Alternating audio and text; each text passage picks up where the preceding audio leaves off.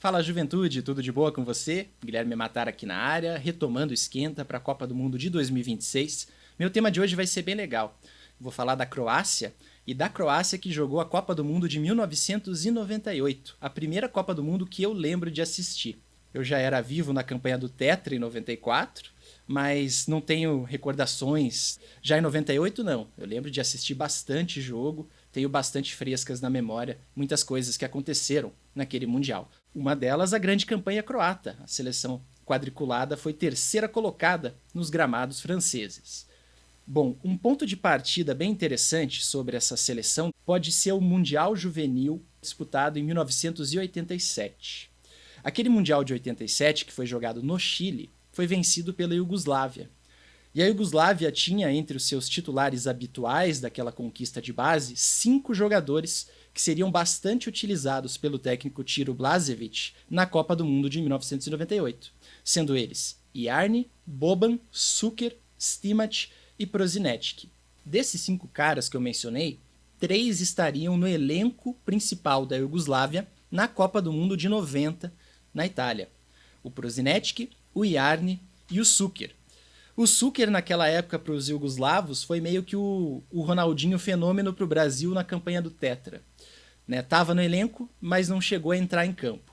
Os outros dois, o Jarni e o Prosinečki, não. Eles chegaram a ter um tempinho ali de campo, e o Prosinečki foi até titular na partida de quartas de final contra a Argentina, quando o time iugoslavo foi eliminado nas penalidades pelos hermanos, chegou até a bater um pênalti. Passou pela experiência ali, que não devia ser muito simples, de encarar o Goicoechea numa disputa de penalidades máximas.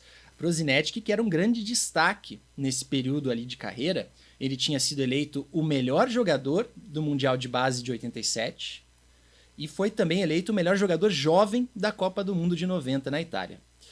Mais pra frente, a seleção croata passa a disputar vaga como uma nação independente e já nessa primeira tentativa, nas eliminatórias, ela consegue se classificar para o Mundial da França.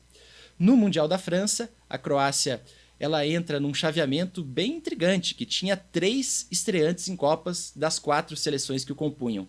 A própria Croácia, a Jamaica, que era treinada pelo René Simões, e o Japão.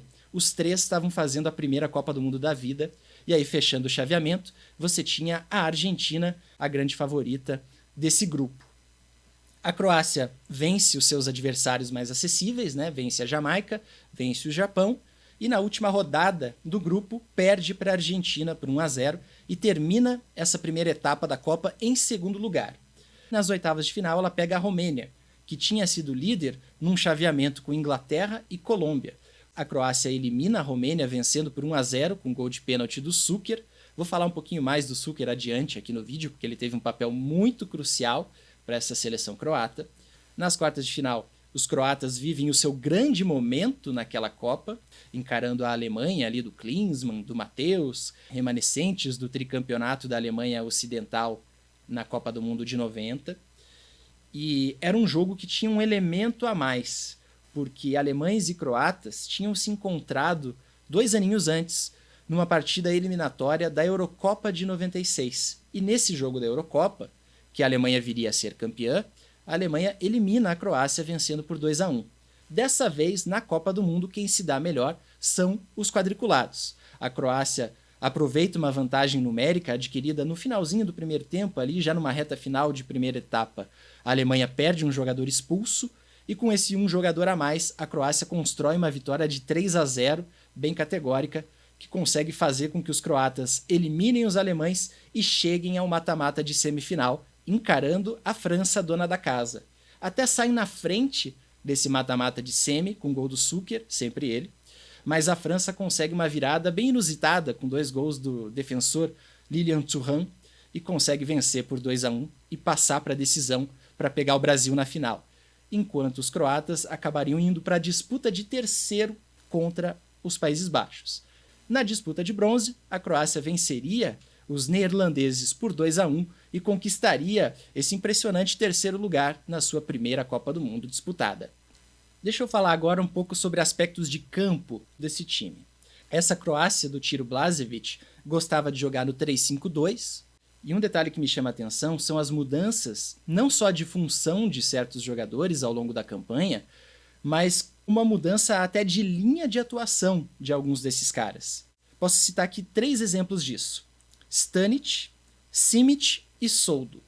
O Stanic começa a Copa do Mundo sendo a dupla de ataque do Šuker, depois ele é deslocado para a ala direita, onde ele terminaria a Copa, seria titular em todo o mata-mata até o fim do Mundial pela ala direita. Outro caso é o caso do Simic, que começa a Copa do Mundo como ala pela direita, depois é deslocado para a zaga, já ali no confronto de terceira rodada da fase de grupos, e é ali na zaga que ele fica até o seu último jogo como titular, que foi o jogo de semifinais contra a França. Ele acaba suspenso e perde o confronto de medalha de bronze contra os Países Baixos, mas era um titular habitual ali na zaga nos confrontos anteriores. E o terceiro caso, o caso do Soldo, que começou a Copa do Mundo como um zagueiro central. Depois, quando ele é titular pela primeira vez no mata-mata contra a Alemanha, ele é deslocado para o meio-campo.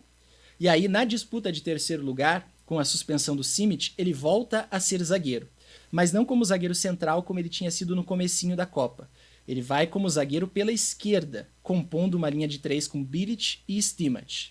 E aí você tem alguns casos também de mudanças menos intensas, digamos assim. E o caso do Prosinecki, no meio-campo, meio-campista, que começa a Copa do Mundo como titular, perde a titularidade a partir do mata-mata, mas no último confronto, no confronto do bronze contra os Países Baixos, ele volta a ser titular quando o Blažević faz uma mudança ali no time com a suspensão do Simic.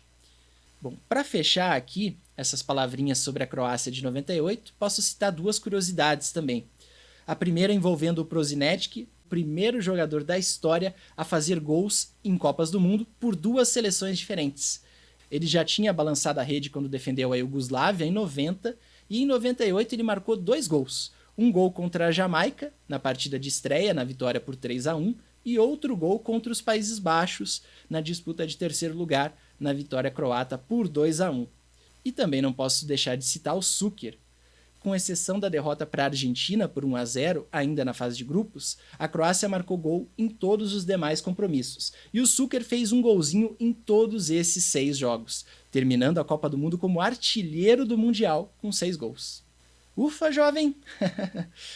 Esses eram os detalhes que eu queria ressaltar sobre a grande Croácia, que foi terceira colocada na Copa do Mundo de 1998, quando estreava em mundiais.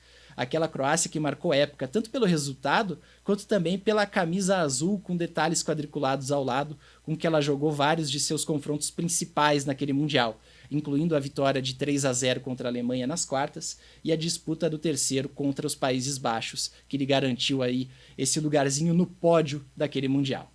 Um abraço, jovem, até a próxima.